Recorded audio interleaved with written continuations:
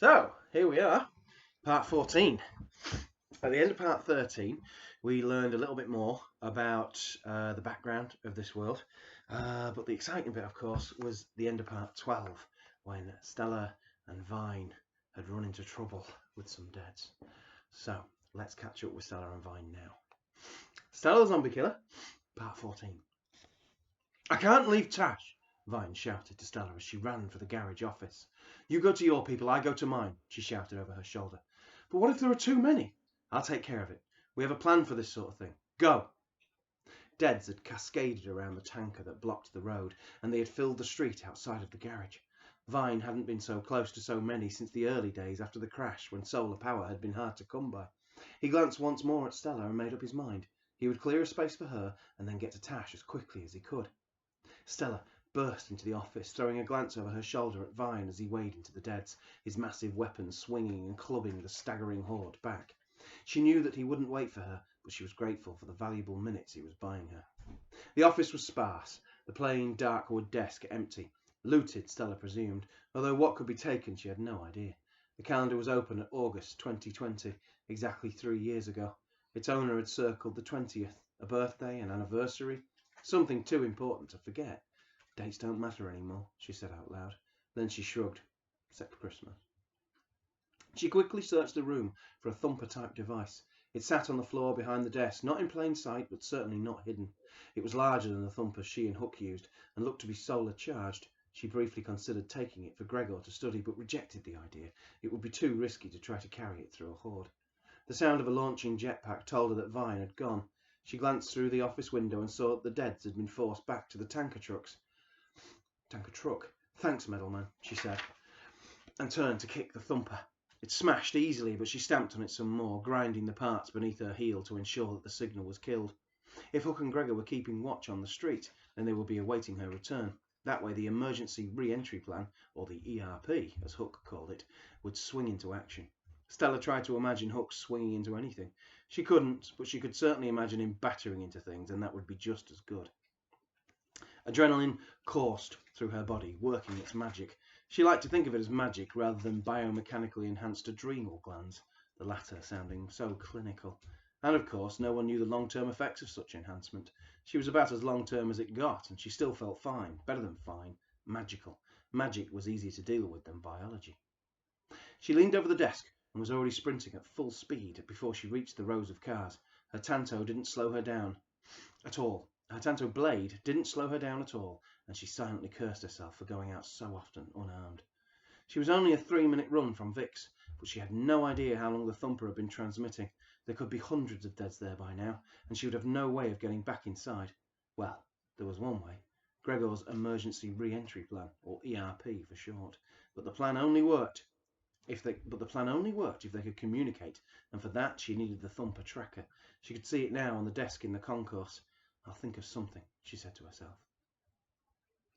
Jared let the water flow over him, smoothing it through his hair, down his body, around every part of him, feeling the grime beneath his fingers as it was rinsed away. His toes splashed in the brown water like potatoes poking from muddy earth. His beard was as much of a tangle as his hair, and he could smell the water as it gushed through it. It didn't smell nice. There was shower gel.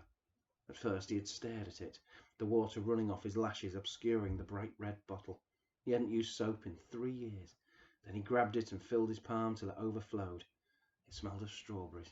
He scrubbed it over his body over and over. He grabbed the bottle and filled his palm again, this time lathering his hair, using his fingers to pull at the tangles and the knots.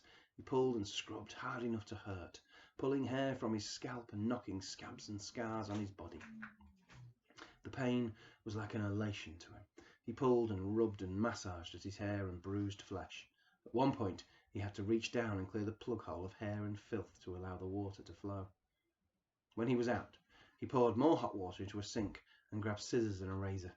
He attacked the hair around his face, thought about doing the same for that on his head, but decided against it, and snipped it until he thought he could trim the rest. He wiped steam from the mirror and watched as he swiped the electric beard trimmer across his chin. He switched to a wet razor and carved a tidy beard from the mess on his cheeks, revealing pink skin. He stared at it. He hadn't seen anything but weathered, red and grey flesh in so long. He looked back to the shower and smiled. He jumped back in. The water ran cold after 2 minutes, and the power dipped as the machine struggled to keep up, but it didn't matter. Jared just stood there for as long as he could stand it. Stella ran on, her boots pounding the debris-strewn streets. The deads at the garage were no longer a concern, only what was between her and Vix. She had already taken out a few of the shufflers, and even a couple of draggers that had pulled themselves from buildings and vehicles. Bits of their flesh stuck to her black vest and black combats. She glanced at the clear blue sky, hoping there was enough power for a shower, not considering if she would be alive to use it. A dead stumbled out from behind the ice cream van right next to her as she ran past. "Sorry, fella. In a rush. We'll speak later, yeah?" The dead looked at her, its face blank as it started to follow her. Now that the thumper was disengaged, her own running would attract a lot of unwanted attention. She considered killing each one that she saw, instead of just those in the way, but she wanted to be back as quickly as possible. The vision of Gregor standing on the steps at Vix, his ridiculous sword held impotently in 2 weak hands, forced her on. She was running down Queensgate. Ahead of her, a loose mob of deads blocked the way.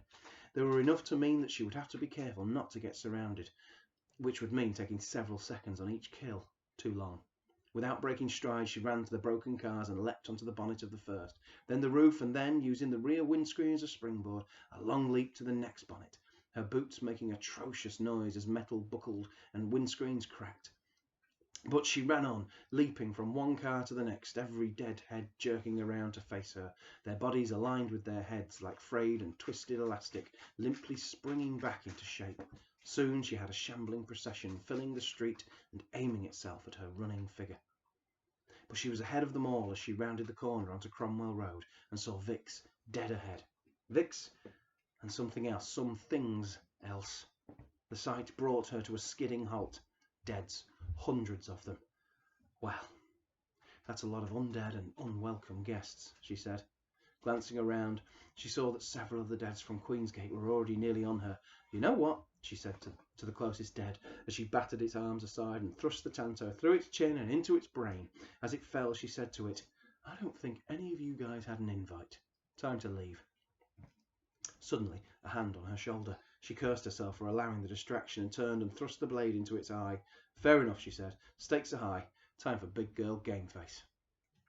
The Ishmaeli Centre was across the road, a large, stark concrete building with no entrance on this side, but lots of large glass windows facing Cromwell Road. She clicked her heels and roundhoused a dead, stabbing her blade into the side of its head. She pushed the blade smoothly back into her boot and ran at the closest window. "Here goes nothing," she said, and leapt at the glass, shoulder first, tucking her head into the crook of her arm. She bounced off. Tash watched from the window as Vine landed softly in the old police house's courtyard, right next to the green tractor left by the dead park keepers. His descent was so graceful for such a large man. If it wasn't for the whine of the jetpack, he really could have been an angel descending from heaven. She didn't mind that the sound had attracted a few zombies. The park's trickle of shuffling corpses had become a flood in the last 20 minutes, but that was to be expected. The double-glazed windows of the grand old house could withstand a few pouring palms, and she had already closed all the curtains, so they would lose interest soon enough. She smoothed her blonde hair, cropped short to avoid grasping hands, away from her forehead, and went out to meet him. Dust and dirt and grime covered everything in the courtyard. The space was shut off from the rest of the park, so the rains had failed to wash away much of the fallout from the crash.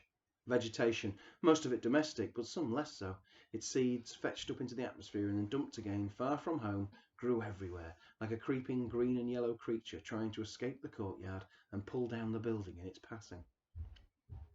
Despite the mess, Tash walked confidently, her feet comfortable in a brand new pair of red Converse, her legs wrapped in brand new jeans, topped off with a bright white t-shirt with a community logo emblazoned across her chest in green.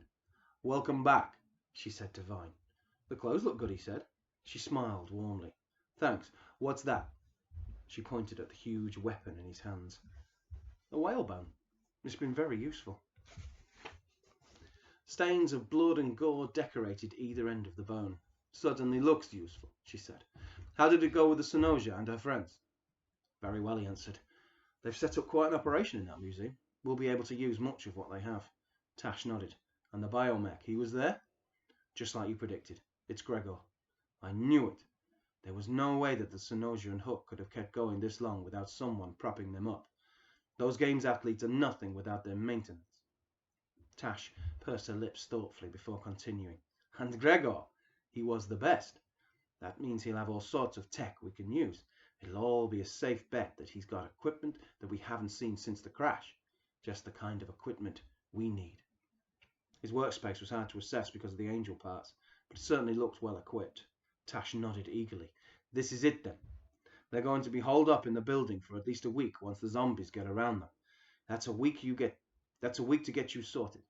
And then we can go to Kyle. They call them Deads, said Vine. A good name, said Tash, nodding again. She was excited. The plan would work. We'll have to wait till tomorrow, said Vine. I need to charge. Go ahead, we're safe here. The zombies, the Deads, we'll make sure no one can get in. Rest now, and tomorrow we'll go to the perfect house. We'll go be the perfect house guests. She left Vine alone in the courtyard and returned to the house. She watched him from a window.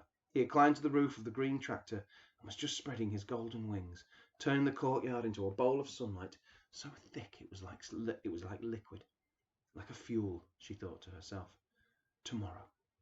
She made the silent promise to herself, to her brother, and to Kyle. And that was part 14. And that is Alison Rasmussen's fabulous portrait of Tash. Okay, join me tomorrow for part 15.